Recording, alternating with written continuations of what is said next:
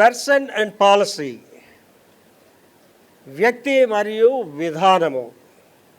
విధానం అనొచ్చు, పద్ధతి అనొచ్చు.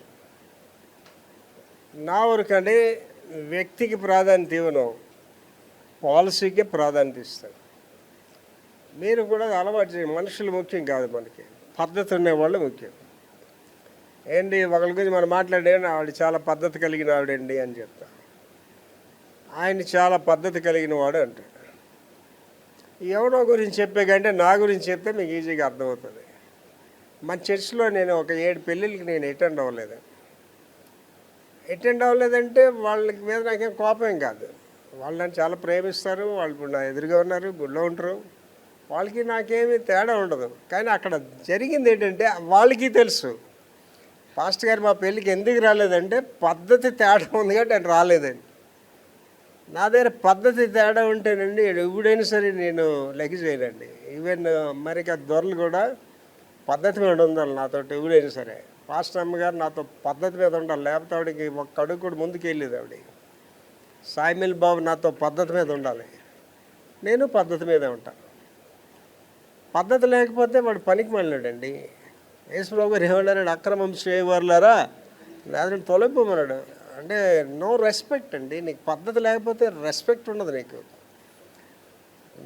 నాతో ఎవడు కాని పని చేయించలేరు. ఒక మీటింగ్కి ఏమొచ్చి నా సమీప వ్యక్తే వాళ్ళకి మాట ఇచ్చాడట, వచ్చే మీటింగ్కి డాక్టర్ ప్రభాకర్ గారిని తీసుకొస్తాను. వాళ్ళు ఈయన పెద్దోడే, నా గురించి చెప్పిన ఆయన పెద్దోడే. అప్పుడు ఆయన నా దగ్గరికి వచ్చి, సార్ నెక్స్ట్ మీటింగ్కి మిమ్మల్ని తీసుకొస్తానని వాళ్ళకి మాట ఇచ్చాను సార్ అండి. మాట ఇచ్చారు కదా, మీరు వెళ్ళండి సార్ అండి.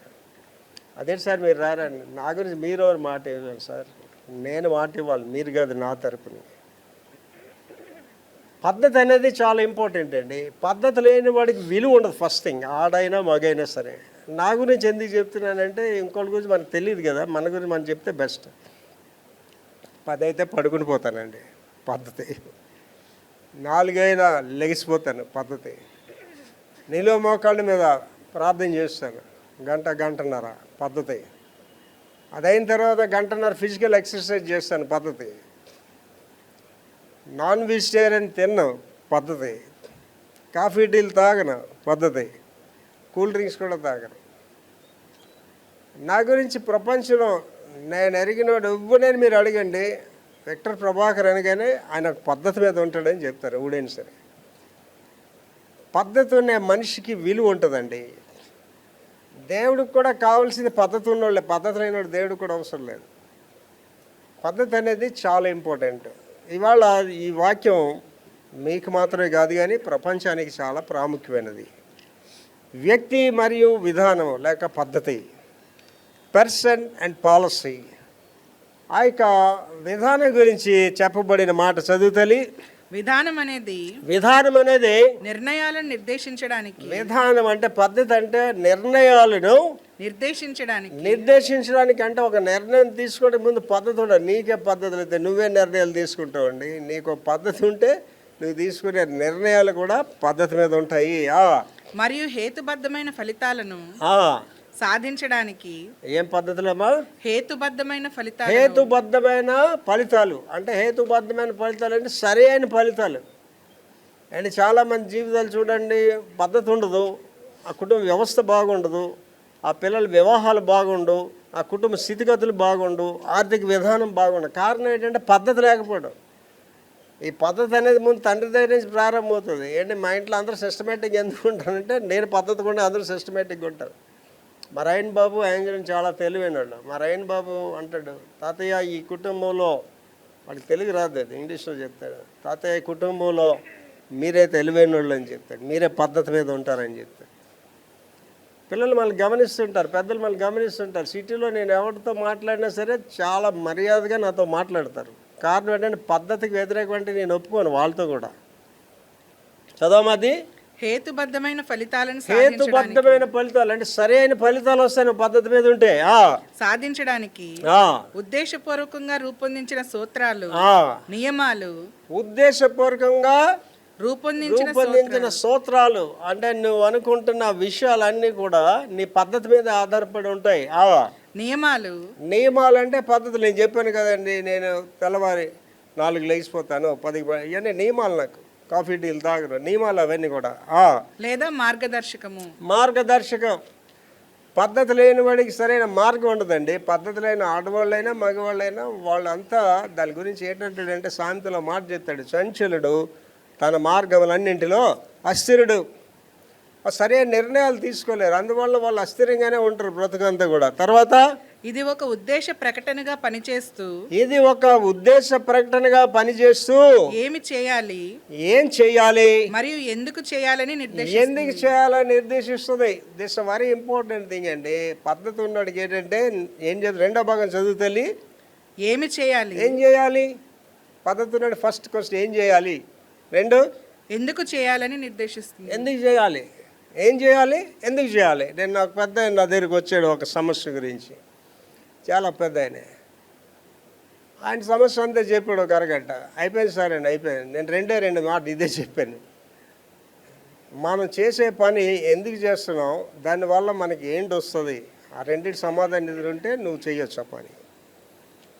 నాతో కూడా ఎందుకు ఏ పని చేయించాడు అంటే నాకు ఈ క్వశ్చన్స్ 2 ఉంటాయి. చదవమా రెండో భాగం. ఏం చేయాలని నాకు కూడా డిసైడ్ చేస్తాడు. అంటే కొంతమంది ఎక్కడ ఉండాలి అక్కడ ఉండరండి, వాళ్ళ స్థానాలు మరిచి ప్రవర్తిస్తుంటారు. నాన్నకి చెప్దాం, పాస్టర్ గారికి చెప్దాం, పెద్దలకి చెప్దాం అనే లెక్కలు ఉంటారు. వాళ్ళు ఉండవలసిన స్థానంలో వాళ్ళు ఉండరు. చదవ అదే మాట. ఏం చేయాలనేది మీరు నాకు చెప్తారు. ఒక తండ్రి ఉన్నాడండి, తండ్రి ఏం చేయాలో అది భార్య చెప్తుందా ఏంటి? ఆడవాళ్ళు అందరూ కోపం వస్తే నాకు రానియండి. ఆడపెత్తనం మంగళవాద్యం. ఏ కుటుంబాలు ఆడవులతో పరిపాలించబడితే ఆ కుటుంబాలు వర్ధిల్లవండి. నేను చూసాను చాలా వరకు వర్ధిల్లవి. కారణం ఏంటంటే దేవుడు ఆడవాళ్ళకి ఆ జ్ఞానం ఇవ్వలేదు. ఆడ మనిషి సృష్టించాడు. ఏం చెప్పాడండి దేవుడు, నువ్వు సాటి అయినా సహాయం అన్నాడు. పౌలు గారు ఏం చెప్పాడండి, ప్రభువునకు వలె మీ సొంత పురుషులకు లోబడు. ఎక్కడ లోబడుతున్నారండి, ఇలా చెప్తుంది ఒక అమ్మాయి భర్తను చూపించి. ఇంకా ఏముందండి, భర్తలకు ఏముందండి, ఒరే అనేవాళ్ళు ఉన్నారు, భర్తను ఒరే అనేవాళ్ళు ఉన్నారు. ఇవన్నీ పద్ధతులకు వ్యతిరేకమైనవి. కనుక ఏం చేయాలి, ఎందుకు చేయాలి, వై షుడ్ ఐ డూ. చాలామంది చూడండి పిచ్చోళ్ళగా ఉంటారు, ఎవడు పిలుస్తాడు వెళ్ళిపోతుంటారు. ఏ పని చెప్తే నాతో అప్పుడు చేయించలేడండి. నాతో ఎవడైనా వచ్చినట్టు ముందు పద్ధతి మాట్లాడితే ఏం చేయాలి. పద్ధతి అనేది చాలా ఇంపార్టెంట్. ఎందుకు చేస్తున్నావు ఏంటి అనేది కావాలి. తర్వాత విధానము మానవ సంక్షేమం. చూడండి ఈ పద్ధతులు ఉండడం వల్ల ఏంటంటే విధానాలు మానవ సంక్షేమము, సత్యము, న్యాయము మరియు బలహీనుల రక్షణకు ప్రాధాన్యత. ఇవన్నీ పాలసీ ఉన్న వాళ్ళకి వస్తాయండి, పాలసీలు ఉన్న వాళ్ళకి రావండి. ఏంటి చాలా మంది చూడండి, మీరు ఏది చెప్తే అది వింటుంటారండి. లీడర్ ఆడు సరైన నాయకుడు కదా మీరు తెలుసుకోవాలంటే, లీడర్ అనేవాడు ప్రజలు నడిపించాలి. ప్రజలను నడిపిస్తే లీడర్ కాదు. చాలామంది సంఘాలు పాడైపోవడానికి కారణాలు అవే. నేను ఒకసారి మెట్ట మీద ఏరియాలో ఆ గృహదర్శకులు మా సువార్థికులు పాస్టర్ గారు, ఈ అమ్మాయి చాలా భక్తిగా ఉంటుంది అనేసి పిలిచి ఆవిడ వచ్చింది. అది ఇంటికి ఆవిడ ఇల్లంతా వాక్యాలే రాస్తున్నాయి. నాతో చెప్తుందండి, అయ్యగారండి మా పాస్టర్ గారు నేను గుడికి వెళ్ళే వరకు వెయిట్ చేస్తారండి అని. ఏమమ్మా అన్నాను. నేనే వాక్యం చెప్పండి అదే చెప్తాడు ఆ పాస్టర్ గారు అన్నాడు. అప్పుడు నేను అన్నాను, అమ్మ అర్జెంటుగా పాస్టర్ పని మానేయమని చెప్పమ్మని. ఈవిడ వెళ్ళి చెప్తుందట, వాడు బోధ చేస్తాడట. ఎవరు ఎక్కడ ఉండాలో అక్కడ ఉంటే అందంగా ఉంటుందండి. కళ్ళజోడు కళ్ళకి, కాళ్ళు జోడు కాలుకి వెళ్ళి నువ్వు ఎక్కడ ఉండాలో అక్కడ ఉంటే చాలా అందంగా ఉంటుంది. మీ ఇల్లు భార్య స్థానంలో ఉందనుకో నా ఇల్లు చాలా అందంగా ఉంటుంది. పిల్లల స్థానంలో ఉన్నారనుకో నా ఇల్లు చాలా అందంగా ఉంటుంది. నేను ఆలోచించేయండి, ఒక దేహం ఉందనుకోండి, హెడ్ ఇక్కడ ఉండాలి. మన 2 కాళ్ళు తెచ్చి ఇక్కడ ఇలా కొమ్ముల్లో పెట్టాం అనుకోండి, ఆ మనిషిని చూడడానికి అందంగా కనిపిస్తాడు, ఎంత అసహ్యంగా కనిపిస్తాడు. అంటే కాళ్ళలాగా ఉండవలసిన పిల్లలు వచ్చి తండ్రికి బోధ చేస్తుంటే, ఏంటి కాళ్ళలాగా ఉండవలసిన భార్య వచ్చి భర్తను అజమాయిషీ చేస్తుంటే, అది చాలా వినడానికి అసహ్యంగా ఉంటుంది, చూడడానికి కూడా అసహ్యంగా ఉంటుంది. ఇవన్నీ ఎక్కడ వస్తాయండి? పాలసీ ఉన్నది వ్యక్తుల దగ్గర వస్తాయి, లేని వాళ్ళ దగ్గర రావు ఇవి. తర్వాత అంతిమంగా విశ్వాసులను నిన్ను నీవు ప్రేమించుకున్నట్లు నీ పొరుగు వారిని ప్రేమించు అని ఆజ్ఞాపిస్తుంది. ఈ పాలసీలో మెయిన్ పాలసీ ఏంటంటే నిన్ను వాళ్ళని నీ పొరుగు వాడిని ప్రేమించాలండి. That's all. అంతకంటే నువ్వు ఎవరికంటే ఎక్కువ కాదండి. ఏంటి నేను ఎవరికంటే ఎక్కువ కాదండి. అడుక్కున్నాడు చూసి అడుక్కుంటా, ఆడికంటే నేనేంటి ఎక్కువ ప్రభువా, రేపు నేను అడుక్కోవచ్చు. అడుక్కున్నాడు ఏం తక్కువ కాదండి. ఏంటి కొంతమంది ఇళ్ళల్లో పనిచేసే వాళ్ళకి మర్యాదలు ఇవ్వరండి. నేను మా ఇంట్లో పనిచేసిన వాళ్ళకి చాలా మర్యాద ఇస్తాను. 4 పనిచేస్తారు మా ఇంట్లో, వాళ్ళకి చాలా రెస్పెక్ట్ ఇస్తాడు. సాయిమిల్ బాబు గారు అయితే వాళ్ళని ఏమండి అని పిలుస్తాడు, ఇంకా రెస్పెక్ట్ ఇస్తాడు. ఏంటి ఎదుటివాడికి నువ్వు గౌరవిస్తే వాళ్ళని గౌరవిస్తారండి, ఎదుటివాడిని తృణీకరిస్తే వాళ్ళని తృణీకరిస్తారు. అంటే ఇంగ్లీష్లో మాట ఉంటుంది, give respect and take respect అంటే. మర్యాద ఇస్తే నీకు మర్యాద ఇస్తారు. తర్వాతమా వ్యక్తిగతంగా జవాబుదారీతనం అంటే యువర్ అకౌంటబుల్. నీకు ఇచ్చిన డబ్బుకి నువ్వు లెక్క అప్పగించాలి, నీకు ఇచ్చిన పనికి నువ్వు లెక్క అప్పగించాలి. తమ సొంత ఎంపికలకు చర్యలకు మరియు తమకు ఇవ్వబడిన వాటి నిర్వహణకు బాధ్యత వహిస్తారు. ఎవరండి? పద్ధతి ఉన్నాడు, పాలసీ ఉన్నాడు. చదమ్మా భాగం మళ్ళీ. తమ సొంత ఎంపికలకు చర్యలకు అంటే సొంత ఆలోచనలకు, సొంత క్రియలకి మరియు తమకు ఇవ్వబడిన వాటి నిర్వహణకి బాధ్యత వహించాలి. దేవుడు ఒక పని నీకు అప్పగిస్తే, సంఘంలో ఒక పని అప్పగిస్తే దాని బాధ్యతను వహించాలి. అదే పాలసీ. నీకు ఏ పని చెప్పారో ఆ పని చేయాలంతే, విధిగా చేయాలి ఆ పని. తర్వాతమా బాహ్య స్వరూపం కంటే హృదయానికే ప్రాధాన్యత. ఈ పాలసీ అనేది ఏంటంటే విధానం, పద్ధతి అనేది హృదయానికే ప్రాధాన్యత. కారణం ఏంటంటే హృదయం నిండిన దానిని బట్టి నోరు మాట్లాడుతుంది. చదవమా. దేవుడు ఒక వ్యక్తి యొక్క బాహ్య హోదా లేదా సంపద కంటే, బాహ్య హోదా లేక సంపద అంటే డబ్బు కంటే వారి అంతర్గత స్వభావానికి మరియు ఆత్మకు ఎక్కువ విలువిస్తారు. నీకు డబ్బు ఉన్నదని ఎవడు మర్యాద ఇచ్చాడండి. మీరు అనుకుంటున్నారు డబ్బు ఉన్న ఎవరికి మర్యాద ఇచ్చారు. అండ్ మీరు కొంతమందిని చూడండి, మన వీధుల్లో ఉంటారు, మన బంధువులు ఉంటారు, వాళ్ళకి సామాన్యమైన జీవితం చేసి కానీ వాళ్ళందరూ మర్యాద ఇస్తారు. ఆ వ్యక్తికి వెళ్ళి నమస్కారం పెద్దయ్యా, నమస్కారం అని మర్యాద ఇస్తారు. కారణం ఏంటంటే ఆయనకి డబ్బు లేదు, కానీ ఏముందండి, ఆయనకి పద్ధతి ఉంది, పాలసీ ఉంది. ఏంటి నాకైతే దండిగా నేనున్న ఏరియాలో ఎక్కడికి వెళ్ళినా నాకు మర్యాద ఇస్తారు, కంపల్సరీగా నాకు మర్యాద ఇస్తారు. కారణం ఏంటంటే వాళ్ళకి తెలుసు ఈయన ఒక పద్ధతి కలిగిన మనిషి అని తెలుసు వాళ్ళందరికీ. తర్వాత ఇతరులతో మీరు ఎలా ప్రవర్తించాలనుకుంటున్నారు, అలాగే ఇతరులతో ప్రవర్తించడమే పరస్పర ప్రవర్తనకు దానికి ప్రాథమిక విధానం. ఈ పాలసీ ఏంటంటే రెండో భాగం చదవమా. అలాగే ఇతరులతో ప్రవర్తించడమే పరస్పర ప్రవర్తనకు. నీవు ఎలా ప్రవర్తిస్తున్నావు, ఇతరులతో ఎలా దట్స్ ద ఇంపార్టెంట్ థింగ్. అంటే కొంతమంది చూడండి చాలా విడ్డూరంగా ప్రవర్తిస్తారు అవతలతో. వాళ్ళ స్థాయి కానీ తక్కువ ఉంటే నోటుకు వచ్చిన మాట్లాడతారు, మర్యాద కూడా ఇవ్వరు. ఏంటి కొంతమంది చూడండి నమస్కారం అంటే నమస్కారం కూడా తీసుకోరు కొంతమంది. అంటే వాళ్ళ అహంకారం అనేది 4 పాదాల మీద నడుస్తుంటుంది. కారణం ఏంటంటే వాళ్ళు పద్ధతి లేని వాళ్ళు. వాళ్ళకి ఒక మొరటగానే మాట వాడుతారు. ఏంటంటే కూడి గలగ్గానే కులం మర్చిపోయారట. కొంతమందికి శుభ్రమైన బట్ట కట్టుకోగానే వాళ్ళ గత స్థితిలే మర్చిపోతారు. ఎలాంటి స్థితిలో ఉండో కూడా మర్చిపోతారు. వాళ్ళ మాటలు కోటలు దాటుతుంటాయండి. అంటే నేను ఎప్పుడు కూడా ఈ వాళ్ళకి మా కమలీల గురించి చెప్తాను, ఈ వాళ్ళ గురించి మా దీనసేన అండి. ఇవాళ దేవుడు నన్ను మాకు అన్నదమ్ములు మా కుటుంబాన్ని ఎక్కడో పెట్టాడండి. మామూలు నా ఎదురుగా కూడా రాలేరండి. కానీ నేను సామాన్యుడితో కూడా పక్కన కూర్చొని అడిగితే మాట్లాడతానండి. మన మినిస్ట్రీని దేవుడు ఇంకా ఉన్నతమైన స్థితికి తీసుకెళ్ళి అప్పుడు మీతో ఇలాగే ఉంటానండి. అంటే యేసు ప్రభు గారి కంటే గొప్పడెవడని ఉన్నాడు ఏంటండి భూ ప్రపంచంలో. ఆయన దేవుడై ఉండి దేవునితో ఉండి సమానమైన భాగ్యం అని ఎంచుకొనక దాసుని రూపం దాల్చుకొని శిలువ మరణం పొందేంతగా విధేయత చూపించాడు ఆయన. మనెవరండి, మన స్థితిగతులు ఏంటండి? ఎంత గనుడైన దేవుని దృష్టిలో పనికి మాలినవాడే. బైబిల్ ఎవరిలోకి వెళ్తున్నాం అండి? గలతీ 6:2 క్రీస్తు నియమము చదువురా. ఒకని భారములను ఒకడు భరించి ఒకరి భారాలు ఒకడు భరించి ఇలాగు క్రీస్తు నియమమును పూర్తిగా క్రీస్తు నియమాన్ని పూర్తిగా నెరవేర్చండి. ఒకరి భారాలు ఒకరు భరించాలి. అండ్ ఒకసారి ఇక్కడ ఆలోచించండి. యేసు ప్రభు గారి ఒక డాక్టర్ వెళ్ళాడు, అంటే ఒక శాస్త్రి వెళ్ళాడు. ఈ బైబిల్ అంతా ఏంటి ప్రభు, మాకు 2 మాటలు చెప్పాను ప్రభు. దేవుడు కాబట్టి చెప్పాడు టక్కుమంట 2 మాటలు. ఒకటి ఏంటన్నాడండి, నీ దేవుడు అయిన యెహోవాను పూర్ణ హృదయంతో, పూర్ణ ఆత్మతో, పూర్ణ బలంతో సేవించు. నెంబర్ 1. రెండోది ఏంటి సార్, నిన్ను వలే.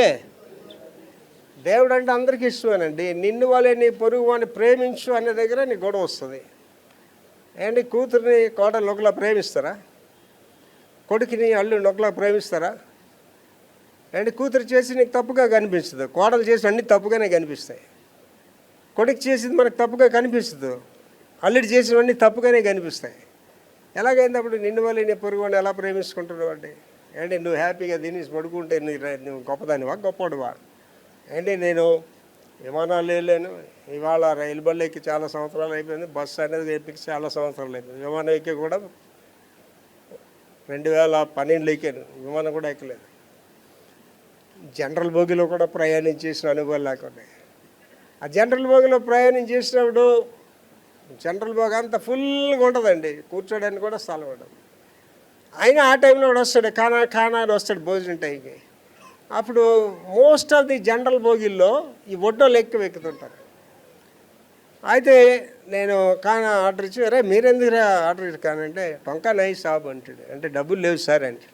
ఆ ఉన్న 10 మందికి కూడా నేను భోజనాలు అరేంజ్ చేసేవాడిని, 10 మంది కూడా. అంటే నాకేంటంటేనండి, నేను బాగుండాలి, ఆడు బాగుండాలి. వాడికంటే నేను గొప్పవాడిగా నేను ఎప్పుడు అనుకోను కూడా.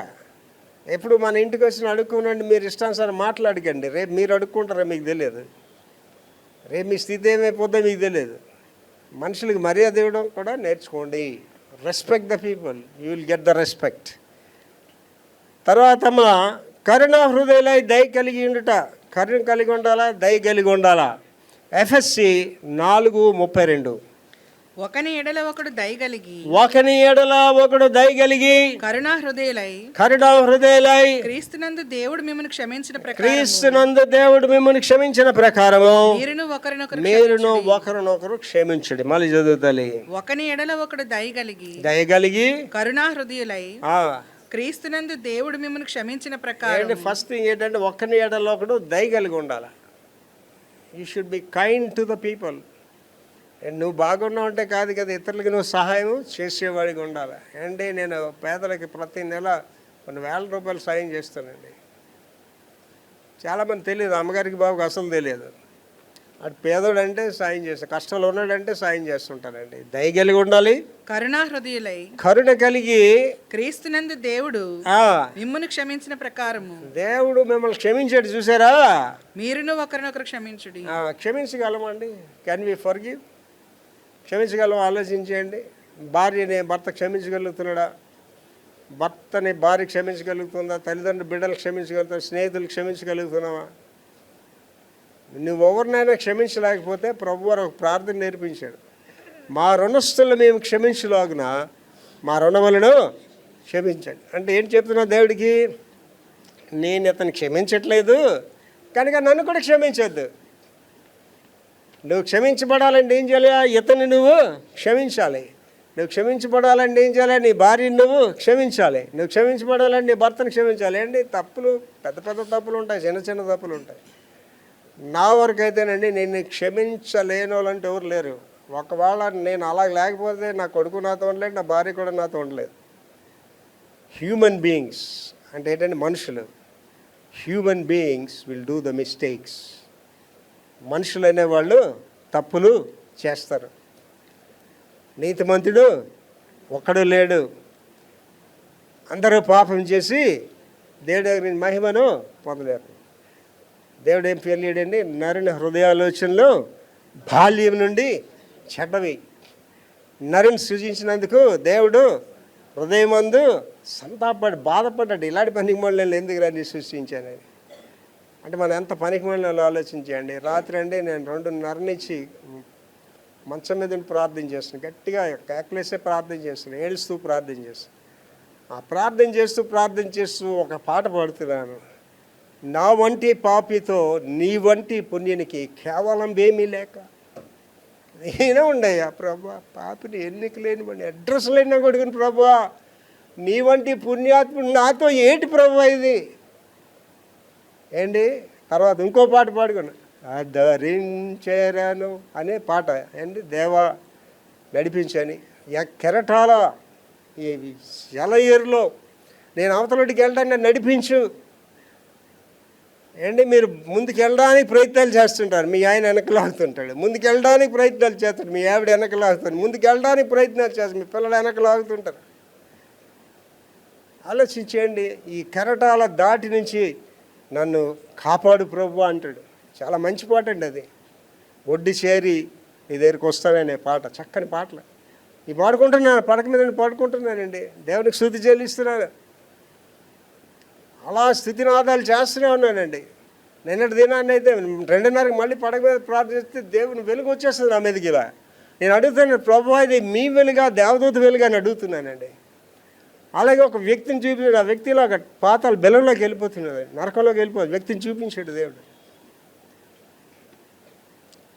దేవునితో మనం ఎలాగ వెళ్ళిపోవాలంటే అనుసంధానానికి వెళ్ళిపోవాలండి. హానోకు దేవుడితో నడిచాను, దేవుడు అతన్ని తీసుకొని వెళ్ళిపోయాడు. దేవుడు ఇష్టపడతాడేటండి, మనం ఆయనతో మాట్లాడితే ఇష్టపడతాడేటండి. ఎందుకు మాట్లాడమండి? ఉదయకాలంలో ప్రార్థన చేయని గుడ్ న్యూస్ ఏంటి తెలుసా, నీ పాపమే నేను ప్రార్థన చేయనివ్వట్లేదు. పాపులు ప్రార్థన చేయలేరండి, పాపం ప్రార్థన చేయనివ్వదు. లేకపోతున్నాను నేను అబద్ధాలు. Your sin will not allow you to pray. నీ పాపము నిన్ను ప్రార్థన చేయనివ్వదు. కనుక చాలా జాగ్రత్తగా ఉండాలి మనం. తర్వాత న్యాయము కనికరము కలిగి ఉండుట. న్యాయము కనికరము కలిగి ఉండుట. మీకా 6:8. మనుష్యుడా ఏది ఉత్తమమో అది నీకు తెలియజేయబడి ఉన్నది, నీకు తెలియజేయబడ్డది. న్యాయముగా నడుచుకొనుటయు కనికరమును ప్రేమించుట దేన మనస్సు కలిగి దేవుని ఎదుట ప్రవర్తించుటయు. అంతే కదా యెహోవాని అడుగుచున్నాడు.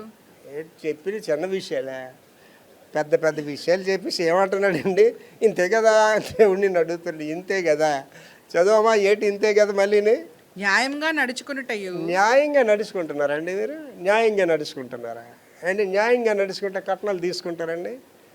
నా చర్చిలో ఇవ్వడానికి కట్నాలు తీసుకునేది ఉంటే లెగిసి వెళ్ళిపోండి, మా గుడికి రాకండి వచ్చే వారం నుంచి. I don't want to see your faces. మీకంటే దరిద్రులు కూడా ఒకడు ఉన్నాడు అంటే లోకానుసార్లు ఏం చెబుతున్నాడంటే టీవీ మీద కట్నం తీసుకుని వాడు గాడిదండి, ఇక్కడ గుళ్ళో కూర్చున్నాడు ఎవడండి వీడు, అడ్డగాడిదాడు, యూస్లెస్ ఫెలోస్. చదవమది న్యాయంగా నడుచుకుంటున్నావా నువ్వు? నేను ఇతరుల పట్ల నువ్వు న్యాయంగా ఉన్నావా?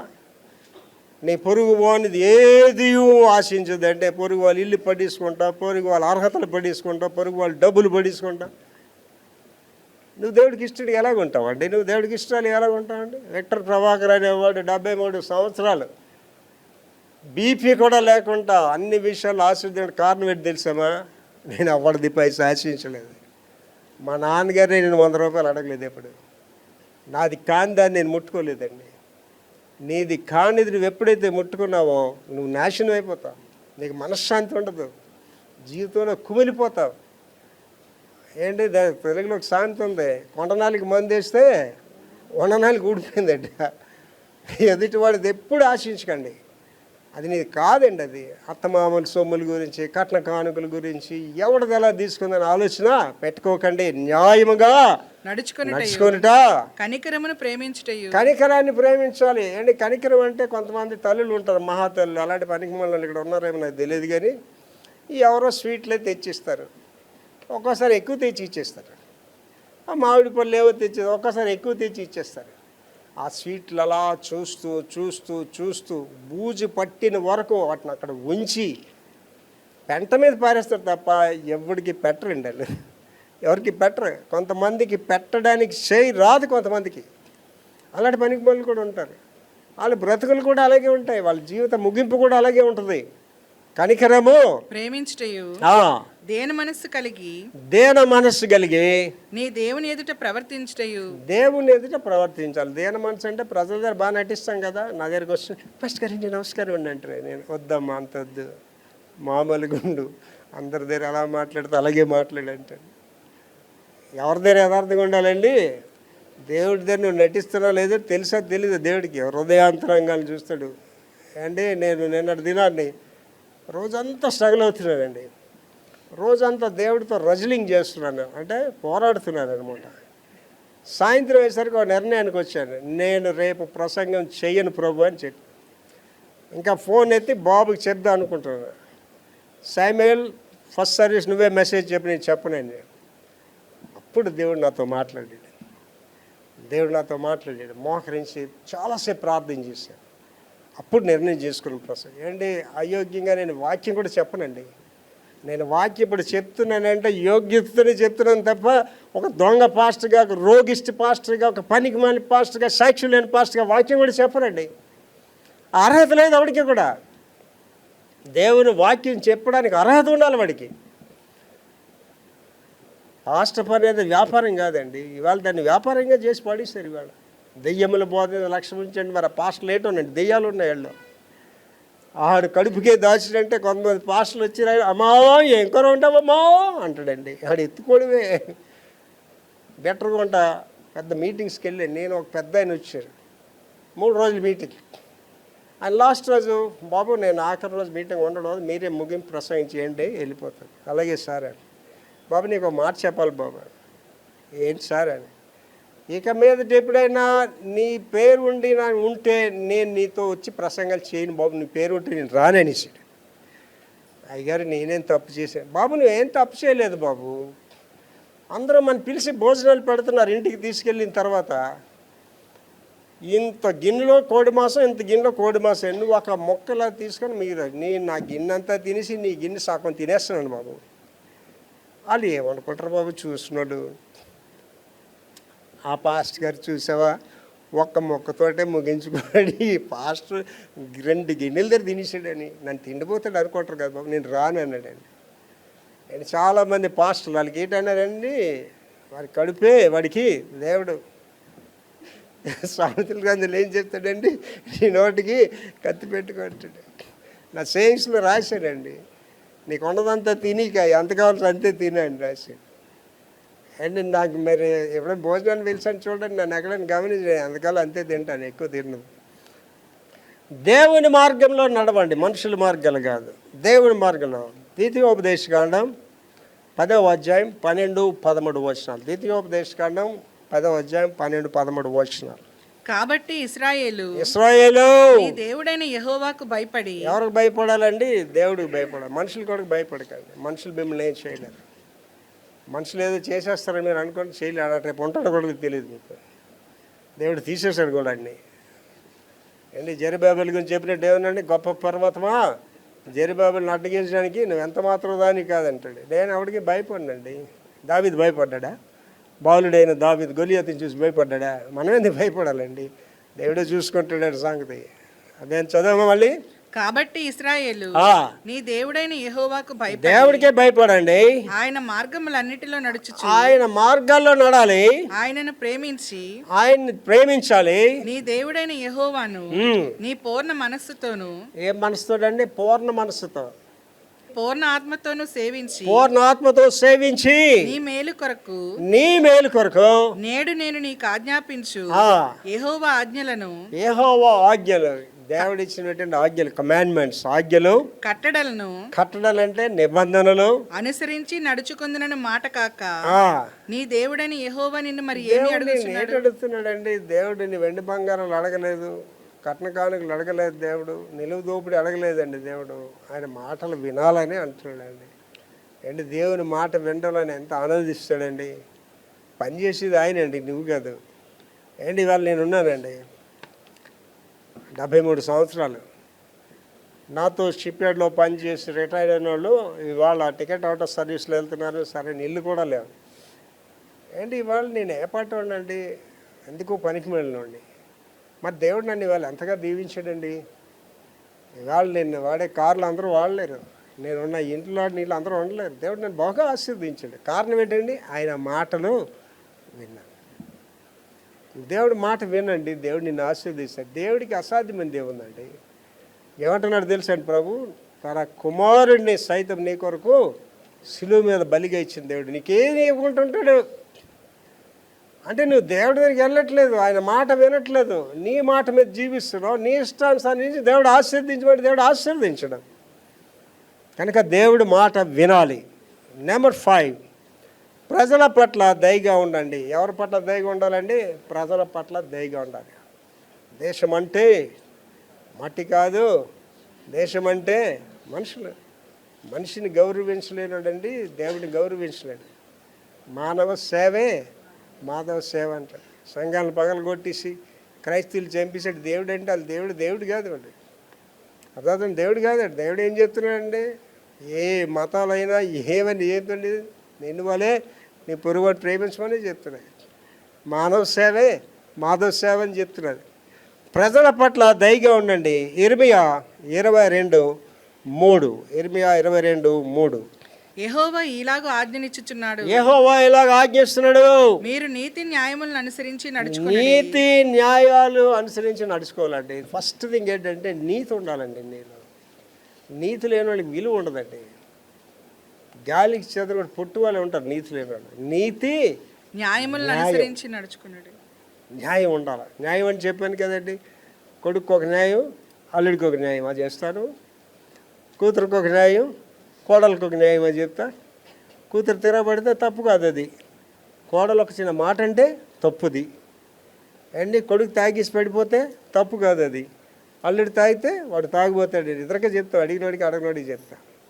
న్యాయం ఉందా మీలో న్యాయం లేకుండా మీకు న్యాయం కలగానే అలాగనుకుంటారండి.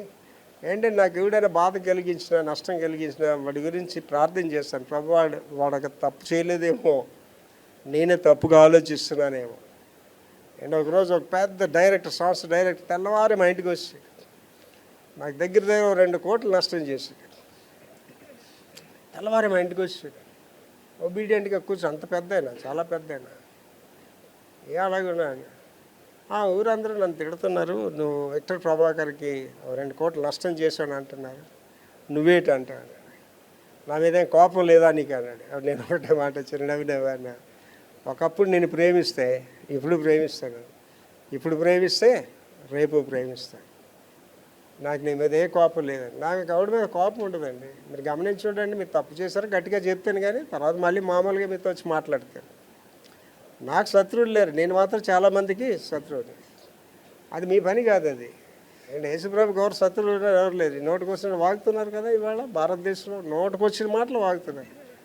వాళ్ళ రక్షకుడు యేసుప్రభు వాడికి తెలియదు. అడిగి అని ఇచ్చిన నరకాలకు పోయి బాధపడేటప్పుడు దుఃఖపడతాడు, కానీ ప్రయోజనం లేదు అప్పుడు వాళ్ళడికి. కనుక ఏంటని చెప్తున్నాడండి? నీతి న్యాయం నడుచుకోండి. దోచుకొనబడిన వారిని బాధ పెట్టు వాని చేతిలో నుండి విడిపించు. దోచుకొని వారిని. అండ్ కొంతమందికి ఏంటంటే దోచేసుకోవడమే అలవాటు. అండ్ కుటుంబాల్లో కూడా ఉంటారండి. మెయిన్ అక్కలు అనేవాళ్ళు చాలా బలహీనంగా ఉంటారు, ఎర్రోళ్ళగా ఉంటారండి. చెల్లెలు చాలా తెలివిగా ఉంటారు. అమ్మ బంగారం అంతా ఆవిడే దోచేసుకుంటుంది, నాన్న డబ్బులంతా ఆవిడే దోచేసుకుంటుంది. కానీ 16వ రీడికి వెళ్ళేసరికి అక్కే ఉన్నత స్థితిలో ఉంటుంది, ఈ చెల్లి కిందకి వెళ్ళిపోయి ఉంటుంది. మీరే ఇంట్లోనే చూడండి, ఎప్పుడు దేవుడు అక్కలనే దేవుడు దీవిస్తాడు. కారణం ఏంటంటే వాళ్ళకి మ్యాజికల్ జిమ్మిక్స్ రావు. వాళ్ళకి దోచుకోవడం అనేది వాళ్ళకి తెలియదు. ఇళ్ళల్లో ఏంటంటే చెల్లిని ఎక్కువ ప్రేమిస్తారు. ఎక్కువ ప్రేమించిన వాళ్ళు ఏం చేసి ముందు ఎవరు దోచుకుంటుందండి? తల్లిదండ్రుల సొమ్ము దోచుకుంటుంటుంది, అక్క ఆశీర్వాదాలు దోచుకుంటుంటుంది. దానివల్ల ఏంటనిస్తుంది? భయంకరమైన శాపం అనుభవిస్తారండి. వాళ్ళ ఎండింగ్ మాత్రం చాలా విషాదకరంగా ఉంటుందండి. దోచుకోవడం అనేది చాలా భయంకరమైనది. ఎవరు మీరు ఆశించగా నేను మనవి చేస్తున్నాను. దోచుకొనుట పరదేశులనైనను తండ్రి లేని వారినైనను. పరదేశులు అంటేనండి నేను అమెరికా వెళ్ళానండి. నేను ఎవరిని అక్కడ పరదేశిని కదా. నేను అమెరికా వెళ్తేనండి దారిలో పోటీ పెడతారండి వాళ్ళ ఇళ్ళల్లో నన్ను పెట్టుకోవడానికి. ఎంత మర్యాద ఇస్తారు అని చూసినప్పుడు నేను అనుకోండి, అమెరికా దేశంలో అండి ఎయిర్పోర్ట్ కాబట్టి రాడండి ధరలు. కానీ నేను వెళ్తే ఒకసారి 10 మంది వచ్చారు, 6 వస్తారు, 5 వస్తారు, నన్ను రిసీవ్ చేసుకోవడానికి వస్తారండి. నేను పరదేశిని అక్కడ, కానీ ఈ వాక్యాన్ని వాళ్ళు పాటిస్తున్నారు, పరదేశిని గౌరవిస్తున్నారు. వాళ్ళకి కూడా నేను అదే చెప్తాను. నా దగ్గరికి వచ్చిన వాళ్ళు కూడా బ్రెజిల్ నుంచి వచ్చారు, అర్జెంటీనా నుంచి వచ్చారు, అమెరికా నుంచి, ఆస్ట్రేలియా మా ఇంటికి వచ్చారు. వాళ్ళకి వచ్చినప్పుడే చెప్తాను, నువ్వు ఎయిర్పోర్ట్లో దిగిన దగ్గర నుంచి మళ్ళీ ఎయిర్పోర్ట్కి వెళ్ళే వరకు నీ జోబులో చేయి పెట్టదు, నీ డబ్బులు ముట్టుకోవద్దు, నీ ఖర్చు అంతా నేనే భరిస్తానని చెప్పి. అండ్ అర్జెంటీనా నుంచి అయితే ఆడపిల్లలు వచ్చారు, మన చర్చి కూడా వచ్చారు, 7-8 ఆడపిల్లలు వచ్చారండి. వాళ్ళ దగ్గర డబ్బులు లేవు, వాళ్ళు చీరలు కొనుక్కోవాలని కట్టుకోరు, కానీ సరదా ఇండియాలో చీర తెచ్చుకునేవాని. సాయిమిల్ బాబు నాకు ఫోన్ చేసాడు, డాడీ వీళ్ళ దగ్గర డబ్బులు కొనిరా, 2 సేపు చీరలు కొనిరా అని చెప్పారు. వాళ్ళ చీరలు కొనండి. పరదేశం వాళ్ళు ఎంత గౌరవించామండి. We honoured them a lot. ఆ టీం లీడర్ దొరగారు అర్జెంట్ అండి, ఆడికి వాచ్ లేదు, నా వాచ్ తీసి ఇచ్చాను. నా వాచ్ ఎంత అండి 15,000 20,000 ఉంటుంది, నా వాచ్ ఇచ్చేసాను. నా బంగారు రింగ్ కూడా వాడికి ఇచ్చేసానండి. మీరు నవ్వరండి, వాళ్ళు అనుకున్నారట ఇన్ని రోజులు ఈ పాస్టర్ గారు మమ్మల్ని చూశారు, ఆ టీం హెడ్ మా ఇంట్లోనే ఉన్నాడు. ఇన్ని రోజులు ఈ పాస్టర్ గారు మమ్మల్ని చూశారు, మన ఖర్చు లేకుండా వీళ్ళకి ఏదైనా గిఫ్ట్ ఇద్దామని డబ్బులన్నీ కూడబెట్టుకుని గిఫ్ట్ పట్టుకున్నారట. కానీ ఆ లీడర్ ఖర్చు సిగ్గు అనిపించిందట, ఇది ఇస్తే పాస్టర్ గారు తీసుకోరు ఒకటి, ఆయన ఎంత ఖర్చు పెడితే ఈ చిన్న గిఫ్ట్ ఆయనకి ఇస్తావా ఆయన. మీరు నమ్మరండి, ఆవేళ పెద్ద కొంది మేరీ కూడా ఉన్నట్టున్నారు మా ఇంట్లో. ఆవేళ ఆ అర్జెంటీనా లీడర్స్, ఆ దొరగారు, దర్శనం గారు అండి, నా కాళ్ళు, పాస్టమ్ గారి కాళ్ళు, బాబు కాళ్ళు కడిగారండి. చాలా అమ్మగారు అయితే అలాగే ఏడుస్తూనే ఉన్నారు, వాళ్ళు కాళ్ళు కడుగుతుంటే. అండి భూమి మీద ఏం తీసుకుంటాం, ఏం తీసుకొని వెళ్ళిపోవండి. నీతిగా జీవించండి, ఒకటి ఆశించకండి, ప్రేమ కలిగి ఉండండి. చదవ తర్వాత, తండ్రి లేని వారినైనను విధవరాండ్రనైనను బాధింపకుడి. తండ్రి లేని వాళ్ళని, విధవరాళ్ళని బాధించకూడదండి. విధవరాళ్ళతో చాలా జాగ్రత్తగా ఉండాలి. విధవరాళ్ళు ఏంటి, వాళ్ళ పక్షంగా దేవుడు వ్యాజ్యం ఆడుతాడు అంటాడు. ఏంటి, భర్త లేని ఆడవాళ్ళు పొందే యాతన ఉంటుందండి, వర్ణించలేము. భర్త లేకపోయినా కొడుకు దగ్గర ఉన్నా, కూతురు దగ్గర ఉన్నా వాళ్ళకి భయం ఉంటుంది అనమాట. ఇది నేను సరిగ్గా చూసుకుంటుందా, సరిగ్గా చూసుకుంటారో లేదో భయంతో జీవిస్తారు. ఏ మాట అంటే ఏటి అవుతుందా అనే భయంతో ఉంటారండి. విధవరాళ్ళ దగ్గర చాలా కేర్ఫుల్గా ఉండాలి. వాళ్ళు ఉసురు తగులుతుందండి, విధవరాళ్ళు ఉసురు ఉప్పిన్లాగా వచ్చేస్తుంది మన మీదకి, ఉప్పిన్లాగే. ఏంటి, చాలామంది నాశనం అయిపోతుంది కూడా. నేను ఏం తప్పు చేశాను, ఇవన్నీ జరుగుతున్నాయి అంటారండి. దాని మీద ఒక మెసేజ్ ఉంది ఆల్రెడీ, ఒక మెసేజ్ తయారు చేశాను. ఇవాళ చాలామంది రోగ పీడితులై కష్టాల్లో ఉన్న కారణం ఏంటంటే తప్పుని తెలుసుకోకపోవడం. వాళ్ళు తప్పుని తెలుసుకోరండి. ప్రతి వాడి కూడా ఏమనుకుంటాడంటే అండి, ఒకరిని ఎదుటి సరైనదిగా కనబడే మార్గము కలదు, తదొక నాశనం నడిపించదు. అంటే నా కీడు కలిగించే వాళ్ళ విషయంలో కూడా నేనే వాడి గురించి తప్పుగా ఆలోచిస్తున్నానేమో అనుకుంటానండి. ఒకళ్ళు నేనే పొరపాటు ఏమో అని అనుకుంటాను. అలాగే ఆలోచించుకుంటే గొడవలు ఉండవండి. కుటుంబ వ్యవస్థ బాగుంటుంది, సమాజం బాగుంటుంది, సంఘం బాగుంటుంది. తర్వాత వారికి ఉపద్రవం కలుగజేయకుడి. ఈ స్థలములో నిరపరాధుల రక్తం చిందింపకుడి. ఈ స్థలంలో నిరపరాధుల రక్తము చిందింపకుడి. ఇదంతా దేని వల్ల వస్తుందండి? పాలసీ ఉన్నోడికి వస్తుంది.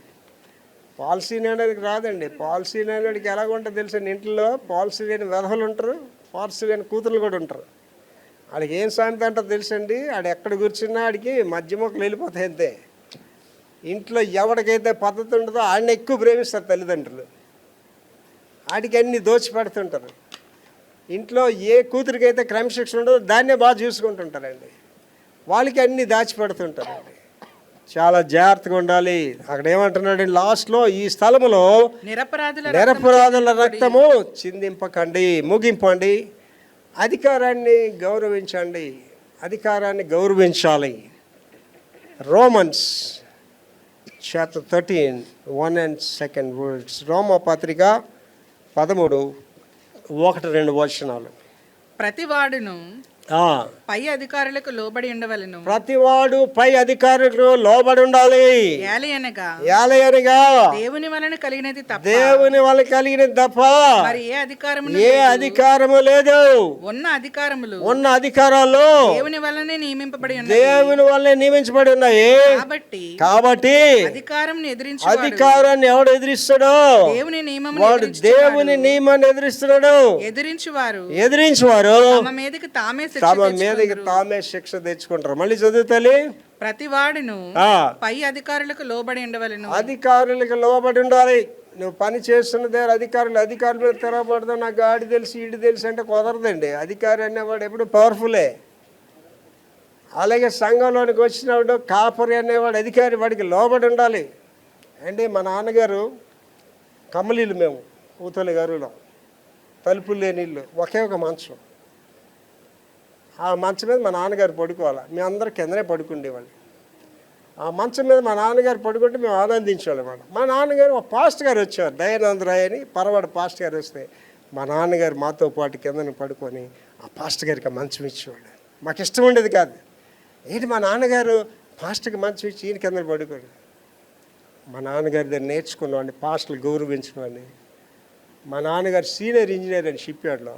ఆయన మనుషులు ఎంత గౌరవించాడు అంత గౌరవించాడు. అండ్ నేను పనికి మళ్ళీ కూడా గౌరవిస్తానండి.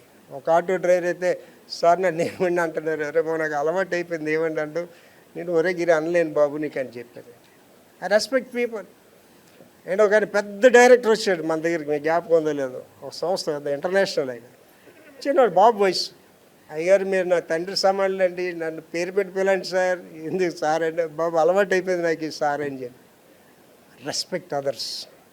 నువ్వు గౌరవమైన కుటుంబం నుంచి చూస్తే ఇతరులు గౌరవిస్తావండి. సాంప్రదాయమైన కుటుంబాల నుంచి వస్తే నువ్వు సాంప్రదాయం కలిగి జీవిస్తావు. చదవని తర్వాత ఏలయనగా దేవుని వలన కలిగినది తప్ప, దేవుని వల్ల కలిగిన తప్ప మరి ఏ అధికారం లేదండి. ఇవాళ మనం ఏ అధికారంలో ఉన్నామండి? ఒక భయంకరమైన అధికారంలో ఉన్నాం ఇండియాలో. మనకి ఇష్టం లేదు అధికారులు, మనకి ఇష్టం లేదు. సంఘాలను బాధపెడుతున్నారు, క్రైస్తవులు చంపేసి. కానీ మనం ఎందుకు విధేయులు ఉన్నామండి? అడిగి అధికారం ఎవరు ఇచ్చారు? దేవుడు ఇచ్చాడు. ఇవాళ సంఘాలు ఎందుకు కన్నీటి ప్రార్థన చేస్తున్నా తెలుసండి? ఈ పనికి మళ్ళీ అధికారుల వల్లే. ఇవాళ సంఘానికి ఉద్యమం ఎందుకు వచ్చింది తెలుసండి? వీళ్ళ వల్లే. వాళ్ళ వల్ల సంఘం ప్రార్థన నేర్చుకుంది, వాళ్ళ వల్ల సంఘం శ్రమ వచ్చింది, కన్నీటి ప్రార్థన చేస్తుంది సంఘం. అధికారం దేవుడు ఇచ్చాలండి. ఫరోని కఠినపరిచిన వాడు దేవుడే. తర్వాత ఉన్న అధికారములు దేవుని వల్లనే నియమింపబడి ఉన్నవి. ఈ అధికారాలన్నీ దేవుడి వల్ల వచ్చినవి.